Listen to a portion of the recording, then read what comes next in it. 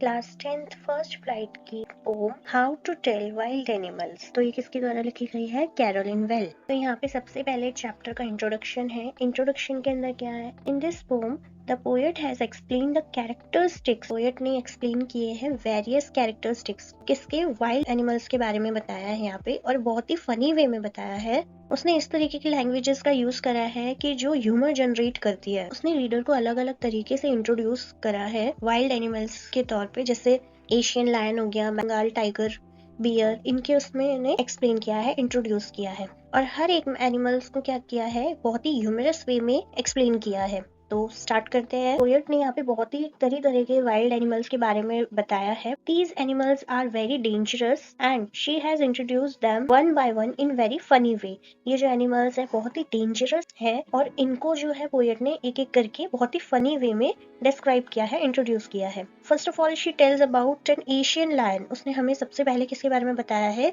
एक Asian lion के बारे में बताया है। She says that if you are visiting the jungles, अगर आप जंगल में जाते हो, कहाँ के? ईस्ट के जंगल में जाते हो, and there you see an animal, जहाँ पे आपको एक एनिमल मिलता है has tawny skin. Tawny skin क्या होता है? टॉनी स्किन जैसे येलोइश ब्राउनिश कलर होता है ना, ऑरेंजिश कलर मिक्स होता है, तो ऐसी स्किन का जो एनिमल अगर आपको मिलता है, और वो बहुत ही ज्यादा लाउडली रोर करता है, बहुत ही ज्यादा तेज घुर्राता है, जिससे आप वहाँ उसकी जो रोर है, उसका जो घुर्राना है, उसे सुनते ही डर के मारे मर जाओगे। तो ये समझ लेना कि वो एक एशियन लायन है। That means that you have seen an Asian lion, कि आपने एशियन लायन देख लिया है। Next in the line is the Bengal tiger. अगली लाइन में कौन है? Bengal tiger. That she has explain to be a royal animal. उसने इसको किस तरीके से एक्सप्लेन करा है? एक रॉयल एनिमल के उसमें एक्सप्लेन करा है, क्योंकि बंगाल टाइगर क्या है? एक रॉयल एनिमल है। That at once attacks and kill a man, जो एक ही बार अटैक करता है और इंसान को मार देता है।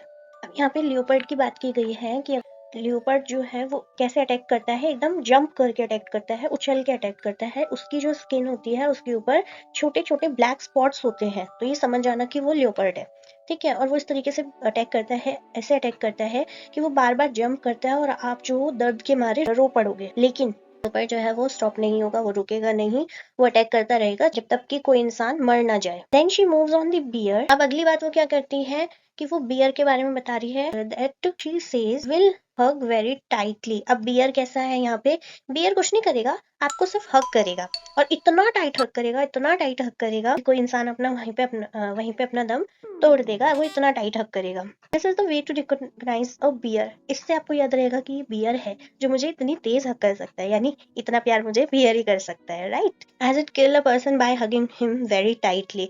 तो बियर क्या करता है? प्यार से मारता है, मतलब कि वो इतना तेज हक कर लेता है एक पर्सन को कि वो पर्सन वहीं पे टपक जाता है। सो she says that the bear will continue to hug as tightly and that is the only way to recognize him। यानी कि इसको, बियर को याद रखने का एक ही तरीका है कि जब भी आपको कोई जानवर बहुत टाइटली हक कर रहा है तो समझ जाओ वो बियर है।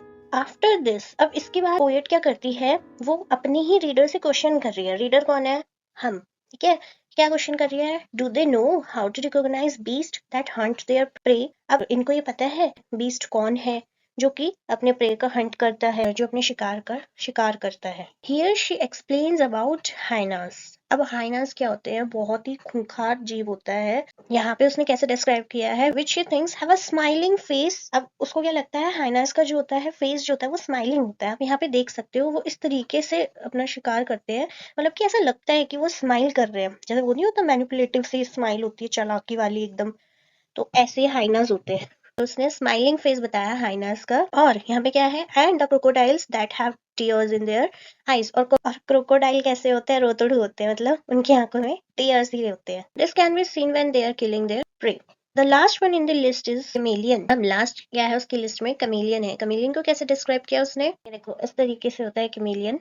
आपको पता है गिरगिट के बारे में तो इंसान भी होते हैं, right. She says that it is a lizard. उसने कहा कि ये एक छिपकली की तरह होता है। She says that it is a lizard. छिपकली की तरह होते हैं। Like creature which doesn't have years. ये एक ऐसा क्रिएचर होता है जिसके पास ना तो कान होते हैं ना विंग होता है, जस्ट लाइक लिजार्ड। अब लिजार्ड के पास ना तो कान होते हैं और ना ही उसके पास विंग्स होते हैं, उड़ तो सकते नहीं है। ओनली दिस कैन हेल्प, यानी कि यहाँ पे सिर्फ एक ही चीज आपकी हेल्प कर सकती है इन दोनों के बीच में डिफरेंशिएट करने में। क्या डिफरेंशिएट करता है? She further says that the chameleon has a quality of changing its colour according to the colour of the surface.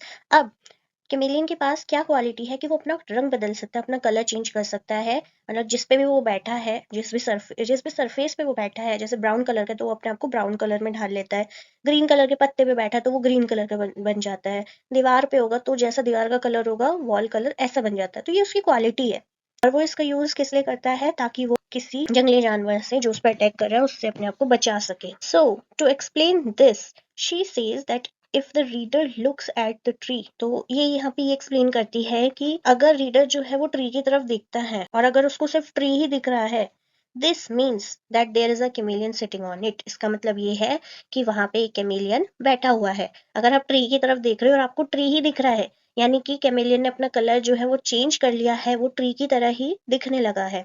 It which has already turned its colour to brown, उसने अपना already colour brown कर लिया है, just like the branch of the tree, जैसे tree की branch है उसी तरीके से। ठीक है, तो ये थी हमारा एक पोएट ने एक फनी वे में हर एनिमल्स को डिस्क्राइब किया है। सो ये हमारी पोएम थी, काफी अच्छी पोएम थी, थोड़ी फनी थी।